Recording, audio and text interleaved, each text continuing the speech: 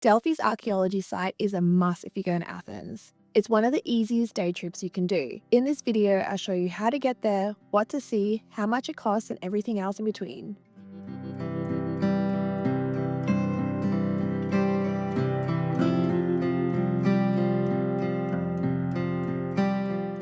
Hello and welcome back to another Travel 101 experience. Before we get started, we would love to know where you're watching from. Let us know in the comments below. On my last trip to Athens, we visited the famous Delphi archaeology site. We hired a car and drove all the way from Athens to Delphi, which only took 2 hours. It's a super easy drive with amazing views on the way. But you can easily do an organised day trip from Athens, and there are plenty of companies that do this. I will link the one we recommend below. When you arrive, you'll pass through Delphi's Archaeology Museum. It's right at the entrance, and you'll also find bathrooms here too.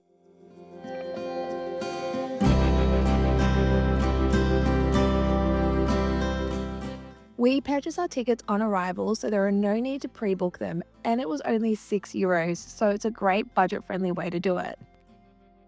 Delphi was once believed to be the center of the world, home of the oracle, and sanctuary of Apollo, the god of prophecy. People would travel from all over ancient Greek to seek answers from the gods.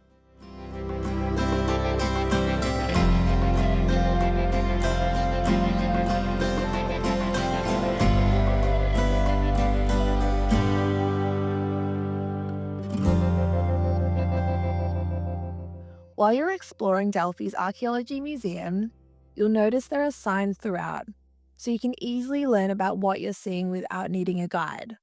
It took us about 1.5 to 2 hours to wander through the whole area, which also included taking a few rests along the way. And of course, soaking up the beautiful ruins. The site is completely outdoors and there is a lot of uphill walk, so definitely wear comfy shoes and bring some water.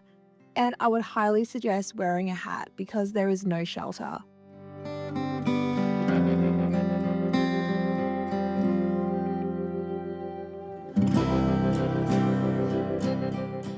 Some of the main sites to see in Delphi is the Temple of Apollo, which is the heart of this site and one of the most iconic spots, the Theatre of Delphi, Athenia Treasury, which is smaller but beautifully preserved, and the stadium, which is a bit of a climb and it's right at the top.